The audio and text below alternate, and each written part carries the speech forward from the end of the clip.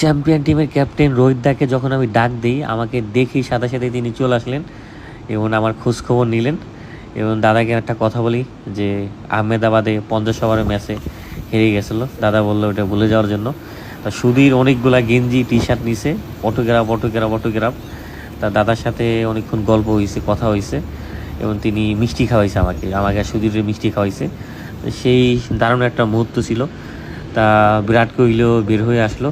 এখানে দেখা করা, কথা বলা খুবই সহজ।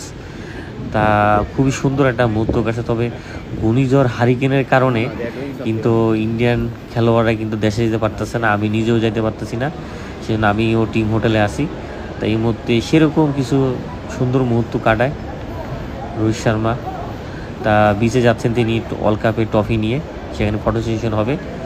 তবে খুবই সুন্দর মুহূর্ত। তবে রোহিত দা যে কতটা আন্তরিক, কতটা বিনয়ী, শুধু আমি একা না, শ্রীলঙ্কান ফ্যান, পাকিস্তানি ফ্যান, অন্য সব ফ্যানদের প্রতি তিনি অনেক বেশি আন্তরিক। আর তার সাথে আমার অনেক ভালো কিছু মুহূর্ত ছিল।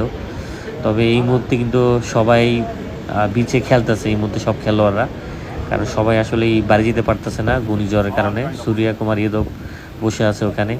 তারপরে কিন্তু এখন বিরাট কোহলিরা সবাই কিন্তু গোসল করতেছে, পুরো টিম গোসল করতেছে। তা কিছু মুহূর্ত থাকে যেটা আসলে যেখানে ছবি তোলা, ভিডিও করা কখনোই ঠিক না। তা আমি দূর থেকে নিছি, পরে আমি কাছে যাই আসলে তাদের নর্মাল যেই লাইফটা সেটা খুব ভালোভাবে দেখি আমি। তাদের কথাবার্তা, চলাফেরা, মানুষের সাথে আন্তরিকতা, তা খুবই আসলে ভালো লাগলো। তা বিরাট কোহলি বাচ্চাদেরকে সবসময় আসলে সময় দেয়, বাচ্চাদের দেখলে ডাক দিলে তিনি মানে ছবি যে কোনো কিছু খুব সহজেই দেয়। তবে খুব সুন্দর একটা দিন ছিল আমার জন্য এখানে আজকে।